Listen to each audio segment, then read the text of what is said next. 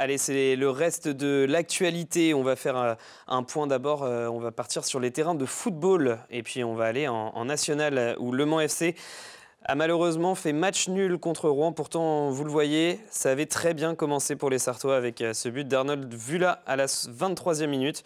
Puis un penalty pour Rouen arrêté par Nicolas Kossic. En deux temps repoussé par la défense. Dans l'action qui suit, Rabillard trouve le poteau et Martin Rossignol la barre. Les deux montants.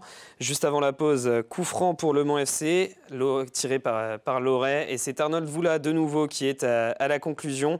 Le Mans qui mène donc 2-0 à la pause. En deuxième mi-temps, nouveau penalty, cette fois tiré par Jason Bock à la 78e minute.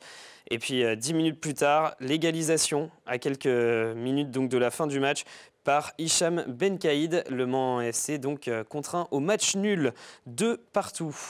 Sur les terrains de Coupe de France, et toujours pour Le Mans FC, mais chez les féminines cette fois-ci, il y avait une rencontre entre Orléans et Le Mans FC.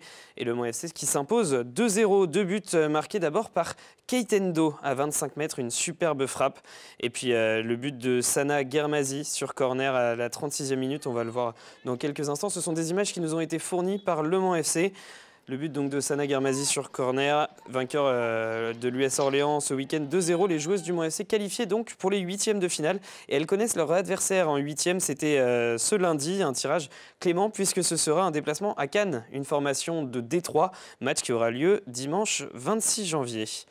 On part maintenant sur les parquets de basket et cette fois en National 3 puisque la Jalt jouait ce samedi, dernier match de la phase aller pour la Jalt face à Vineuil qui enchaîne donc un 12e succès cette saison en autant de rencontres.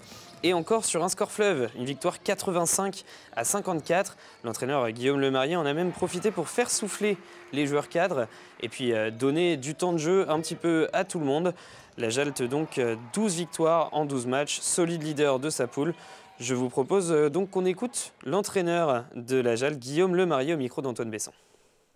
Sur des périodes de reprise comme ça, on n'avait pas forcément que des certitudes. Donc c'est bien de pouvoir reprendre là où on en était. Donc c'est bien, les gars ont fait un très bon match, surtout une très belle deuxième mi-temps.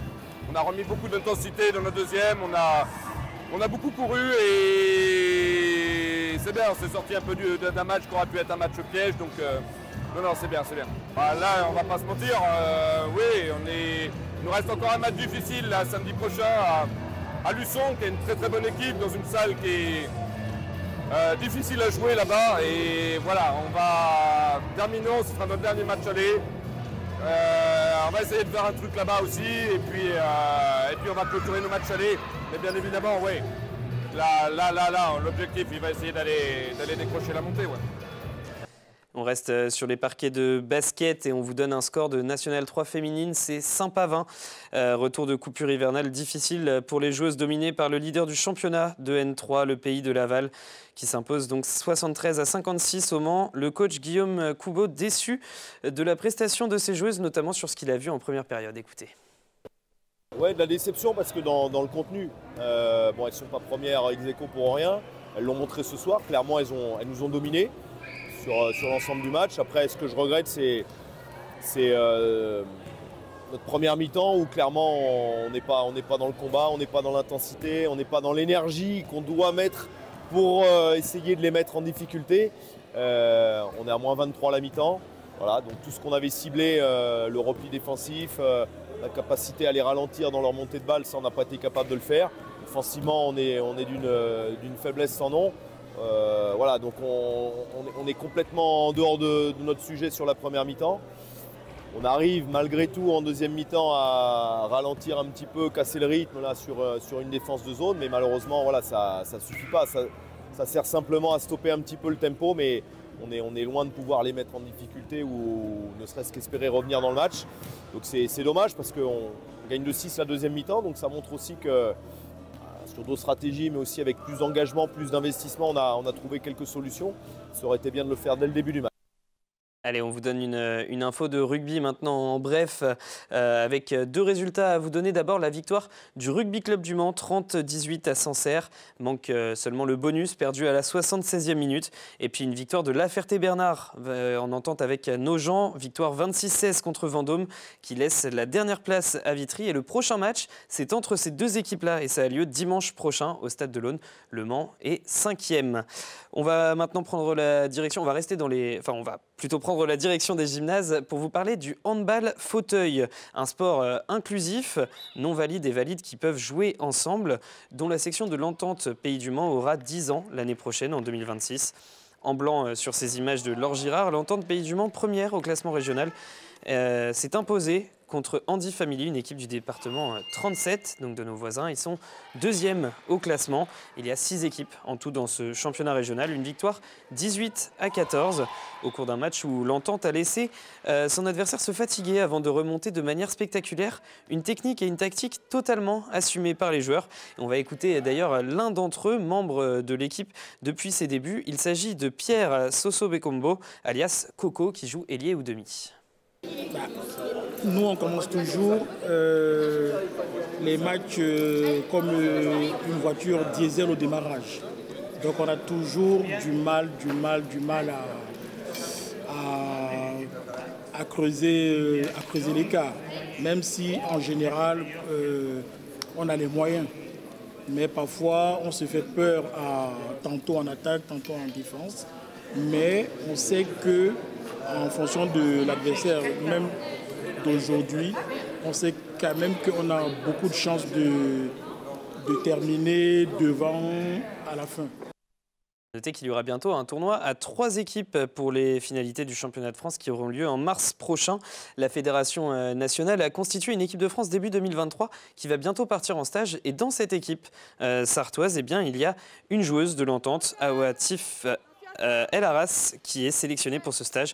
On lui souhaite évidemment le meilleur. À noter que vous pourrez retrouver jeudi un reportage complet dans le journal d'Au Quotidien sur cette pratique du handball fauteuil très inclusive, puisque les équipes sont constituées de non-valides et de valides, ainsi que d'hommes et de femmes.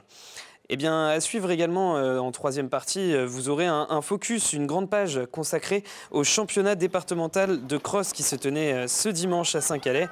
On vous emmène donc en caméra embarquée sur un circuit on ne peut plus boueux et gras. Vous le voyez sur ces images, une caméra embarquée où vraiment vous allez pouvoir être au milieu des coureurs.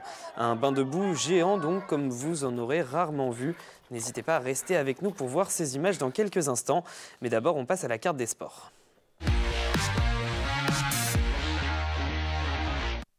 Une carte des sports avec notamment du football. Et oui, parce qu'on vous en parlait tout à l'heure, le Mans FC qui va disputer un match de Coupe de France. Et c'est ce mardi au stade Marie-Marvin contre Valenciennes, une équipe de nationale. Et nous sommes allés à la rencontre aujourd'hui de Patrick Videra, l'entraîneur, qui nous dit que la préparation pour cette Coupe de France n'est pas si différente que celle du championnat. Sincèrement, je ne sens pas de grande différence.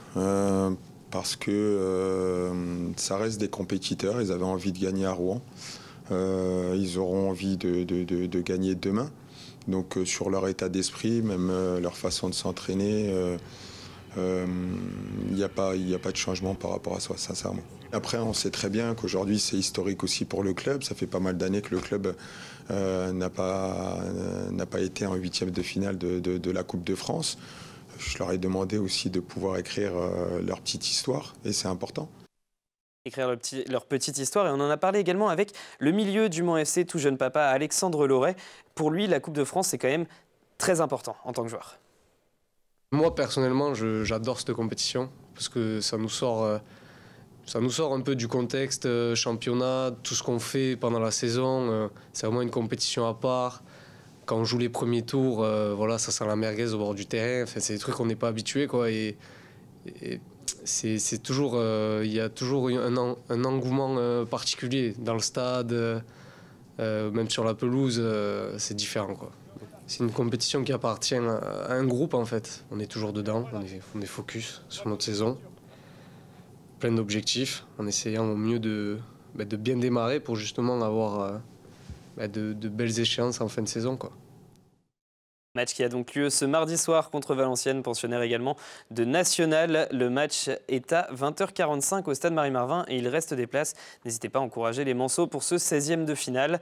Le Mans FC qui jouera également en championnat, ce sera samedi. Et puis l'autre événement de la carte des sports, c'est dimanche, c'est le Cross West France. On en parlera dans quelques instants également avec Nicolas Carnec. Cross West France donc du 17 au 19 janvier, un événement très important auquel vous pouvez participer. Allez, c'est la fin de cette deuxième partie de l'actu. On se retrouve dans quelques instants où on fera un focus sur le cross départemental. A tout de suite.